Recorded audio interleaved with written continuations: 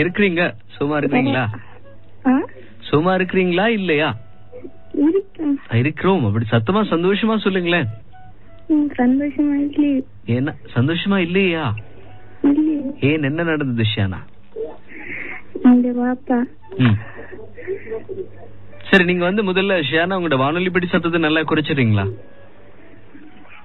இல்லன்னா நாங்க வந்து கதைக்கும் போது அத நீங்க தாமதமா கேட்டு பதில் சொல்லிக்கிட்டே இருப்பீங்க. இல்ல இல்ல, நீங்க என்ன கதைக்கிறீங்க தெரியல. சொல்லுங்க, என்ன நடந்தது வாழ்க்கையில? ரொம்ப சந்தோஷமா இருந்தோம் எங்க குடும்பத்தோட. நான், எங்க தம்பி, தங்கச்சி, அம்மா, ரொம்ப சந்தோஷமா இருந்தோம்.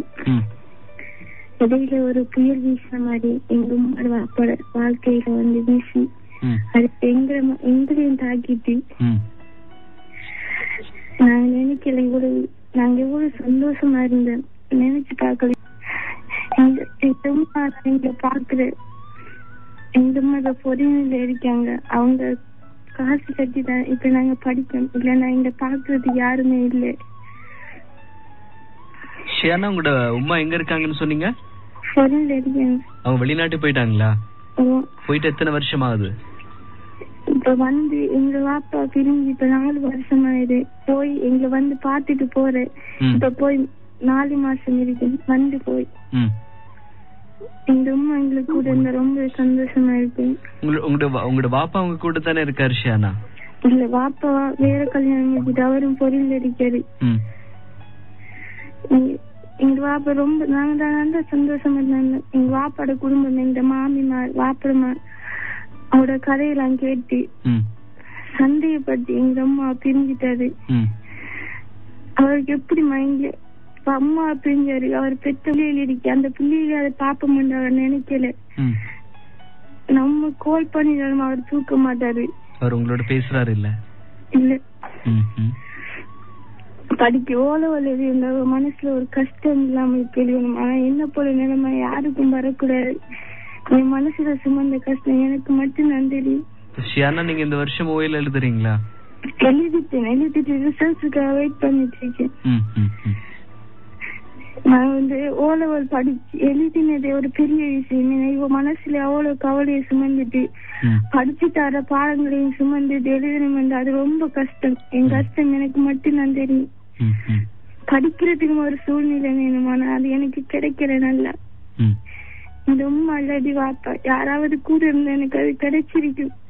நாங்க எங்க வீட்டை போய் ஒரு 10 வருஷமா போகுது. நீங்க உங்களோட வீட்டை போய் 10 வருஷமா ஆகுதா ஷியானா? நீங்க அப்ப நீங்க எங்க இருக்கீங்க? நாங்க கூட இருக்கோம். இப்ப அவங்களுக்கு வயசாயிடுச்சு.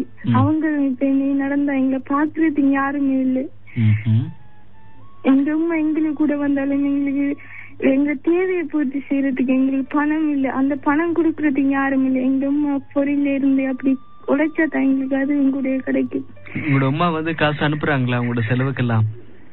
எங்க அம்மா இருக்க இடம் கொஞ்சம் கஷ்டம் தான். எங்களுக்கு அந்த இடத்த பொறுத்துக்கிட்டு எங்களுக்கு அவங்க கஷ்டத்தை பொறுத்துட்டு அந்த இடத்துல இருக்காங்க.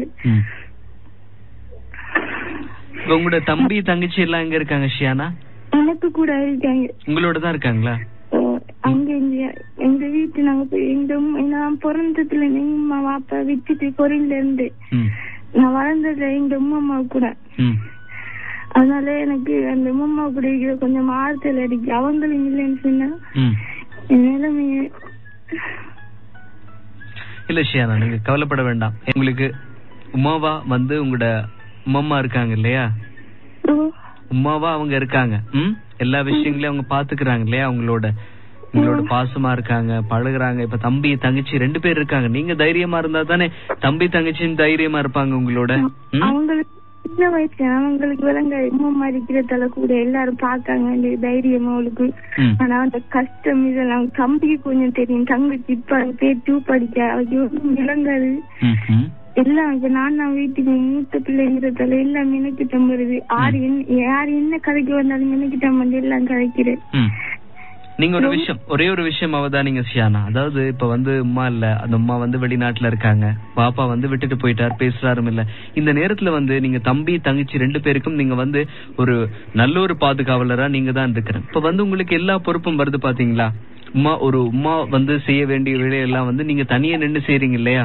அந்த மாதிரியான ஒரு கட்டம் எனக்கு அந்த செய்யறதுக்குரிய எனக்கு அந்த அனுபவம் இல்லையே.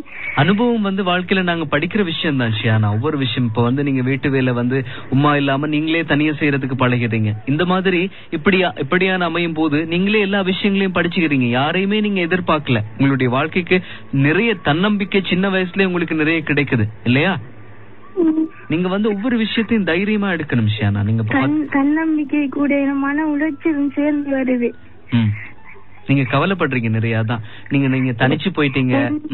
நிலைமையில இருந்து பார்த்தது அது தூரத்துல இருந்து கதைக்கு நான் சொல்றத கேட்டு அதுக்கு அட்வைஸ் பண்றாங்களோ இல்லாட்டி கதைக்கிறாங்களோ ஈஸியா அட்வைஸ் பண்ணிட்டு கழிச்சிட்டு போயிடுவாங்க. ஆனா அந்த இடத்துல இருந்து பார்த்தத அந்த வலியும் கஷ்டமும் தெரியும்.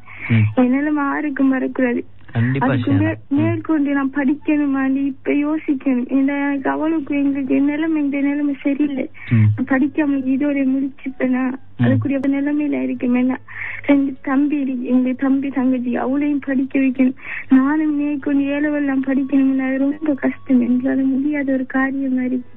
கண்டிப்பா ஷியானா, உங்களோட கவலை வேதனை எல்லாம் நல்லாவே புரிஞ்சு கொள்ளக்கூடியதா இருக்கு. நிறைய வேதனை தான். இப்படி அப்பா உங்களுடைய வாப்பா உங்களோட பேசாம இருக்கிறது, இப்படி உமா வந்து வெளிநாட்டுல இருக்கிறது, இந்த மாதிரியான இன்னொரு மனவு குற்றம் ஒன்று.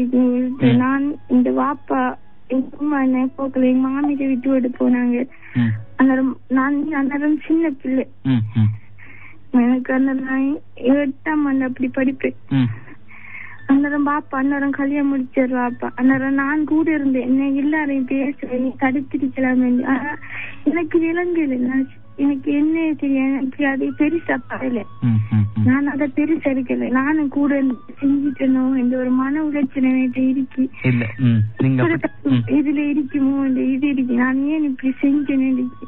அந்த வயசுல நீங்க அப்படி என்ன உங்களால அந்த விஷயத்த சொல்ல முடியாம இருந்திருக்கும். அதை விட நீங்க அந்த வயசுல அந்த அளவு பக்குவம் இருந்திருக்காது ஷியானா. அதனால நீங்க அதிகமா யோசிக்காதீங்க அந்த விஷயங்களை. அதை விட ஒரே ஒரு விஷயம், நீங்க வாழ்க்கையில சந்தோஷமா இருக்கணும்னு நினைக்கிறீங்க, படிக்கணும்னு நினைக்கிறீங்க. ஆனா இந்த சுமைகள் தான் உங்களுக்கு நிறைய பிரச்சனையா இருக்கு இல்லையா?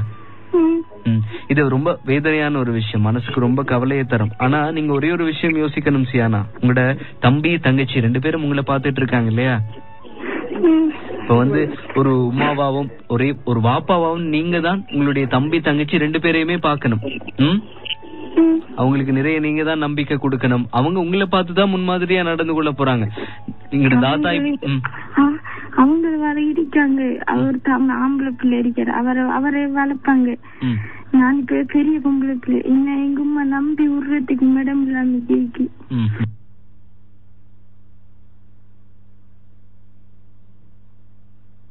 முடியும் ஷியானா. நீங்க நல்லா படிக்கணும். நீங்க ஏஎல் நல்லா படிங்க. அதுக்கு பிறகு தம்பி அப்படி ஒண்ணும் தேவையில்லைங்க. இவ்வளவு கஷ்டப்பட்டு நாங்க நன்மையா சொல்றேன். எத்தனை தற்கொலை பண்ணலாமா நினைச்சிருக்கேன். கஷ்டப்பட்டாங்க. இல்ல ஷியானா, நீங்க இந்த சின்ன நிலைமைக்கு நாங்க கஷ்டப்படும். அப்படி வராத வாப்பா, இனி எங்களுக்கு தேவையில்லை.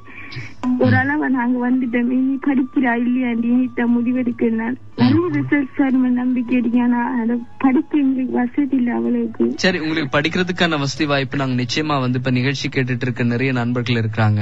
அல்லது வந்து ஏதாவது ஒரு புலமை பரிசின் மூலமா உங்களுக்கு கண்டிப்பா ஒரு நல்ல ஒரு வாய்ப்பை ஏற்படுத்தி தர்றதுக்கு நாங்க முயற்சி செய்வோம் ஷியானா. நீங்க படிக்கிறதுக்கான வாய்ப்பு கண்டிப்பா வரும். அதை பத்தி நீங்க கவலையே பட வேண்டாம். இறைவன் நல்ல ஒரு வாய்ப்பு உங்களுக்கு ஏற்படுத்தி தருவார். நீங்க நம்பிக்கை வைங்க. நீங்க படிக்க போறீங்க. நல்ல ஒரு லட்சியத்துக்காக நீங்க போராட போறீங்க. தம்பி தங்கச்சி 2 பேரையும் படிக்க வைக்க போறீங்க. ஆகவே கண்டிப்பா இறைவன் நல்ல ஒரு வாய்ப்பு தருவான். அதுக்காக பிரார்த்திங்க. அந்த வாய்ப்பு உங்களுக்கு வெகு விரைவில் வரும். நீங்க நம்பிக்கையோட இருங்க.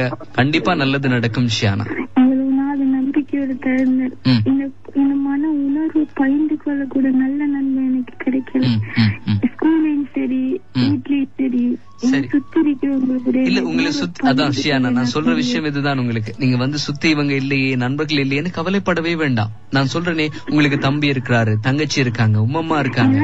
எல்லாரும் சின்ன சின்ன வயசு அவங்களுக்கு சொன்னால் நம்மளோட கஷ்டத்தை, எனக்கு மட்டும் தெரிஞ்ச கஷ்டத்தை அவங்களுக்கும் சொல்லி எல்லாரையும் வளர்ச்சிருக்கிற சுத்தி இருக்கிறவர்கள் என்ன சுத்தி இருக்கிற கொஞ்சம் பேரையும் கஷ்டப்படுத்த நான் விரும்பல. சரி, நீங்க வந்து மன உணர்வை பகிர்ந்து கொள்ள இந்த நிகழ்ச்சி ரொம்பவே உதவிச்சு. உங்களுக்கு நான் நன்றி சொல்றேன். சொல்லி. ரொம்ப நன்றி, ரொம்ப நன்றி ஷியானா. கண்டிப்பா வந்து உங்களுக்கு ஒரு நல்ல ஒரு எதிர்காலம் அமையும். அந்த ஒரு நல்ல ஒரு வாய்ப்புக்காக காத்திருங்கள். கண்டிப்பாக இறைவன் உங்களுக்கு நல்ல படிக்கிறதுக்கான ஒரு சந்தர்ப்பத்தை ஏற்படுத்தி தருவார். அது வெகு விரைவில் வரும்.